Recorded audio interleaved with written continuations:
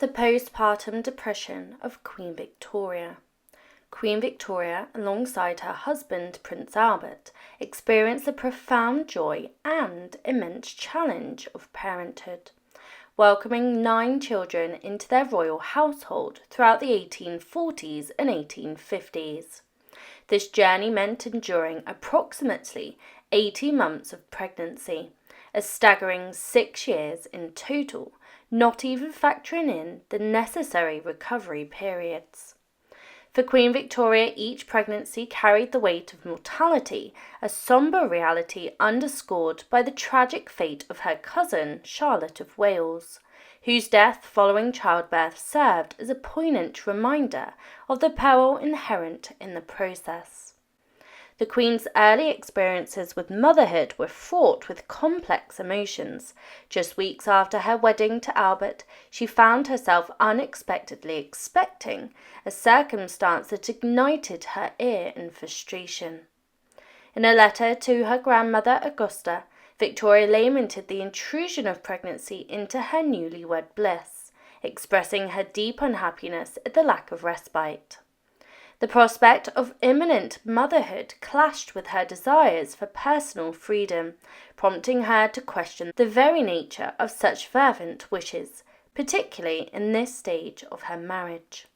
Her distress was palpable, even extending to dark thoughts of drowning a potential unwanted child, revealing the depths of her despair. Despite her initial reluctance, on the 21st of November 1840, Queen Victoria gave birth to her first child, a daughter who would become known as Victoria, the Princess Royal.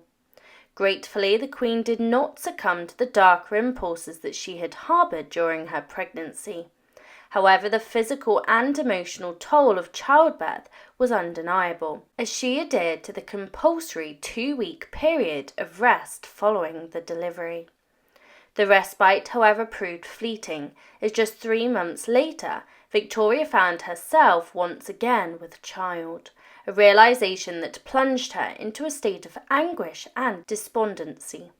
Throughout the ensuing summer, marked by oppressive heat and relentless headaches, the Queen grappled with persistent feelings of depression.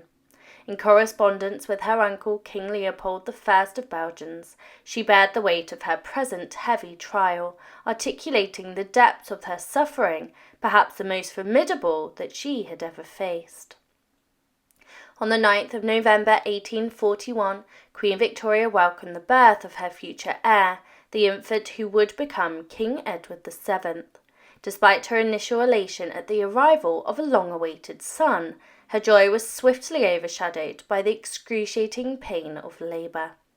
In her private journal, she candidly recounted the harrowing ordeal, acknowledging the severity of her suffering while expressing profound gratitude for the unwavering support of her beloved husband, Prince Albert. The relief of the child's safe delivery mingled with her physical exhaustion, yet a conspicuous absence of maternal affection marked her initial interaction with the newborn. Instead, Victoria found herself plunged into the depths of postpartum depression, a debilitating condition that would haunt her for the rest of the year. In the wake of Edward's birth, Victoria grappled with pervasive feelings of weakness and despondency, compounded by sleep disturbances and troubling hallucinations. Visions of grotesque imagery plagued her, manifesting as eerie images of writhing worms and ominous floating coffins, indicative of her fragile mental state. Concerned for her well-being, Prince Albert confided in their obstetrician, voicing apprehensions about Victoria's apprehension of losing her sanity.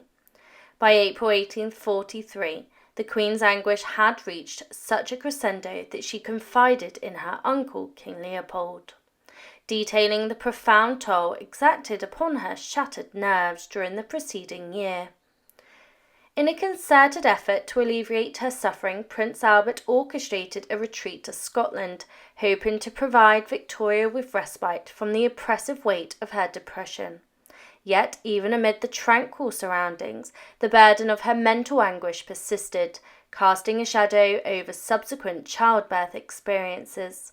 With each successive delivery, Victoria grappled with the spectrum of emotions, ranging from joy to sheer agony, as the demands of motherhood took a toll on her fragile psyche. The arrival of Alice in April 1843 and Alfred in August 1844 heralded further trials, each marked by arduous labours and the relentless onslaught of postpartum distress. The birth of Helena in May 1846 and Louise in March 1848 coincided with periods of societal upheaval, further exacerbating Victoria's emotional turmoil. Forced to flee London in the aftermath of a Chartist uprising, the Queen found herself physically and emotionally drained, her spirit fractured by the relentless demands of motherhood and the spectre of political unrest. Despite the introduction of chloroform during the birth of Leopold in April 1853, Victoria's battle with postpartum depression persisted, underscoring the insidious nature of her affliction. Even the steadfast presence of Prince Albert proved insufficient to stop her distress. With the birth of her final child, Beatrice, in April 1857, Victoria confronted the culmination of her maternal journey, her psyche scarred by the enduring legacy of postpartum depression. As Victoria approached her final pregnancy, the strains of childbirth had taken a toll on her relationship with Prince Albert, who had grown wary of her recurrent complaints and emotional tumult. In the autumn of 1857, amidst the throes of Victoria's pregnancy, Albert confronted her with accusations of selfishness and excessive demands. In a poignant letter, he implored her to consider the broader context of their lives, urging her to transcend her bodily sufferings and cultivate a greater engagement with the world beyond.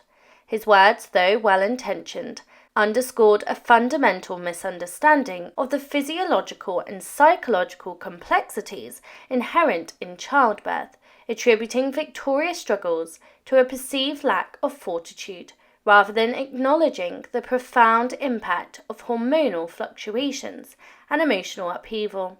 For Victoria, the complaints of her husband served as a stark reminder of the isolation she experienced in grappling with her internal battles. Despite her efforts to articulate the repeating nature of her depression, she found herself confronted with a pervasive sense of misunderstanding and alienation. Over time, however, she began to recognize the ebb and flow of her emotional state, acknowledging that her depression manifested most acutely during and following childbirth.